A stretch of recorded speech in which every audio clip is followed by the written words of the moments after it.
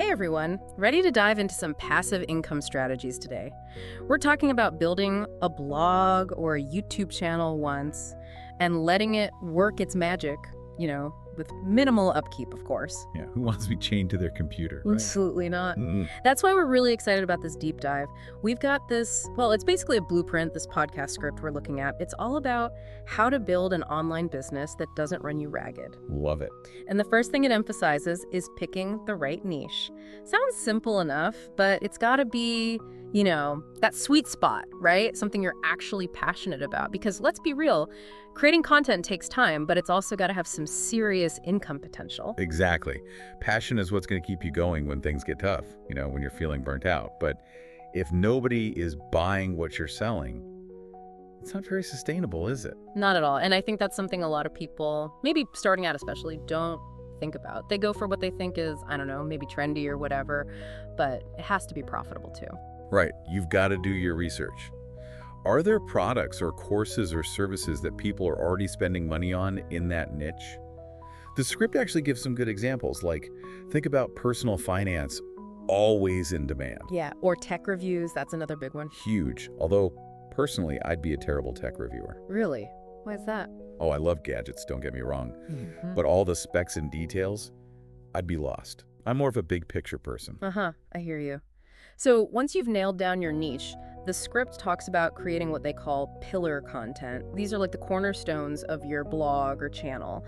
They suggest something like 10 to 15 of these in-depth pieces to start. Exactly, and this is where it gets interesting. So what makes these different from just like regular blog posts or videos? These are the pieces that are going to do the heavy lifting for you. They're designed to attract long-term traffic and really establish your authority in your niche. Okay, I'm intrigued. Tell me more. So these pillar pieces need to be a few things.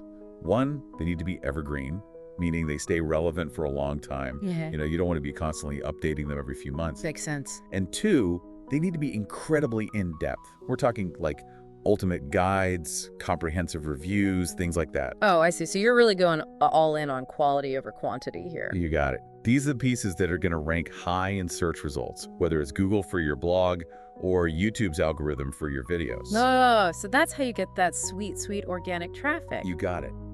It's about creating something truly valuable that people will keep coming back to long after you've hit publish. So these pillar pieces are like, I don't know, magnets for traffic, right? You build them once and they just keep drawing people in. Exactly. Think of it like building a house. Mm. Those pillar pieces are your foundation. Love that analogy. Solid foundation, strong house, lots of visitors coming to check it out. And the best part is, with this approach, you don't have to be churning out content every single day. Tell me more about that, because let's be real, the thought of posting every day, that's what burns people out. Right. It's exhausting. Yeah. But with this model, you can focus on quality over quantity.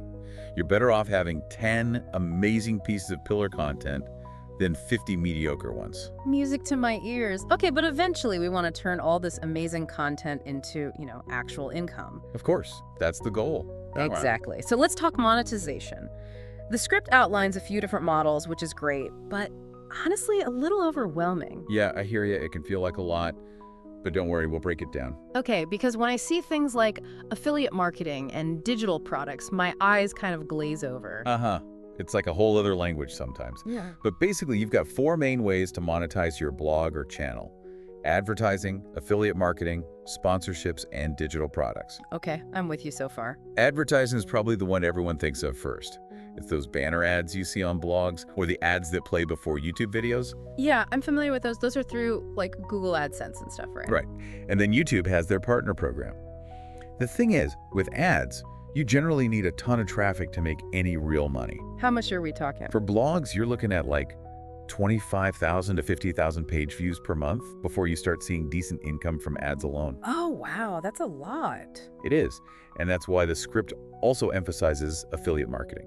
It's a great way to monetize, even with a smaller audience, and can actually make even more money. Okay, now I'm all ears. Break down affiliate marketing for me. So basically, you're recommending products or services that you genuinely love and use, and when someone makes a purchase through your unique link, you earn a commission. So, for example, if I have a blog about, say, photography, I could become an affiliate for a camera company or something. Exactly. Or editing software, online courses, you name it. There are tons of affiliate programs out there. Amazon Associates is a really popular one, but there are also tons of niche-specific programs. So, let's say I write a blog post about my favorite lens, and I include my affiliate link, and someone buys it. That one blog post could potentially generate income for me for years. That's the beauty of it. It's passive income at its finest. And it works the same way with YouTube videos. Wow, that's incredible. What about sponsorships? That seems a little more, I don't know, out of reach for most people. It definitely can be, especially when you're first starting out. Brands are more likely to approach you once you've built up a decent-sized audience. That makes sense. They want to know they're going to get something out of it too. Right. But the script actually recommends being proactive with sponsorships. If there are brands you genuinely love, and use that, align with your niche, reach out. Really? Just cold email them? Yep. You'd be surprised how many brands are open to collaborating with creators who have engaged audiences, even if they're not massive. That's a good tip. I never would have thought of that. So we've got ads, affiliate marketing, sponsorships. What was the last one? Digital products. This one's a biggie. Digital products. Right, that was the last one on the list. This is the one that always seems so appealing, but also kind of mysterious. I get it. It can feel like a big leap, especially if you're used to more traditional ways of making money. Exactly. But the idea of having your own products, setting your own prices, that's incredibly appealing. It's definitely the ultimate form of control over your income. And the beauty of digital products is that they're infinitely scalable. Okay, say more about that. What kind of digital products are we talking about here? Oh, so many possibilities. Ebooks are always popular. You could create an online course based on your expertise, or maybe a membership site with exclusive content and community features. So basically anything you create once and can sell over and over again without having to start from scratch each time. You got it. And the best part is you're cutting out the middleman. You're selling directly to your audience, so you get to keep a much larger portion of the profits. Okay, now we're talking. This is starting to sound like that passive income dream we were talking about earlier. But I have to admit, even with a minimal upkeep approach, managing a blog or a YouTube channel, creating content, and now potentially even creating and selling digital products, it seems like it could still get pretty overwhelming. Absolutely, and that's why the script emphasizes the importance of having systems in place. You can't do it all yourself, and you don't have to. Remember those time-saving tips we talked about earlier? Batching, outsourcing. Exactly.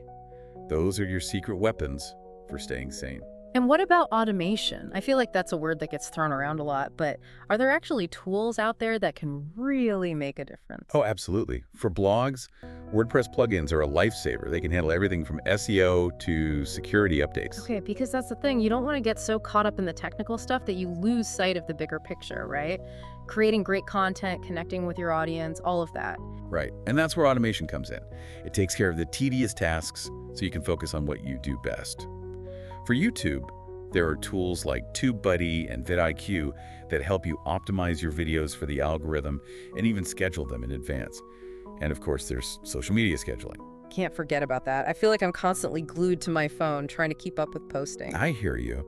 But with tools like Buffer or Hootsuite, you can plan and schedule your social media posts days, even weeks in advance. A game changer. It's like you're freeing yourself up to actually live your life instead of being a slave to the content machine. Exactly. And the other thing the script talks about, which I think is really clever, is repurposing content. Repurposing, so like getting more mileage out of the content you've already created. Precisely. Let's say you write an amazing blog post. Why not turn it into a video script? Or take that video and extract the audio for a podcast episode. Ooh, I like the way you think. It's all about working smarter, not harder, remember? I'm all about that. Okay, this is all making a lot of sense, but I do have one concern with this whole minimal upkeep approach. Isn't there a risk that you set it and forget it and then things just kind of, I don't know, fizzle out? That's a really good point, and it's something the script addresses. Minimal upkeep doesn't mean no upkeep. You still need to check in on your analytics regularly, see what's working, what's not, and be willing to adapt. So it's less about being completely hands-off and more about being strategic with your time and energy. Absolutely. Sometimes that means giving older content a refresh, maybe updating some information, adding new insights, or even just tweaking the headline to make it more relevant to what people are searching for right now. So it's an ongoing process, but it doesn't have to consume your entire life. Exactly. And that's the whole point, right? To Wow. build an online business that gives you the freedom and flexibility to live the life you want. I love that. This has been incredibly insightful. I feel like I've gone from feeling overwhelmed to actually feeling empowered. Like, I can do this. That's what we like to hear. Remember, the most important step is to get started. Choose that niche that lights you up, create amazing content, and don't be afraid to experiment. Couldn't have said it better myself. And for all of you listening, we'd love to hear from you. What strategies are you most excited to try out? Let us know in the comments or on social media. Until next time, happy creating.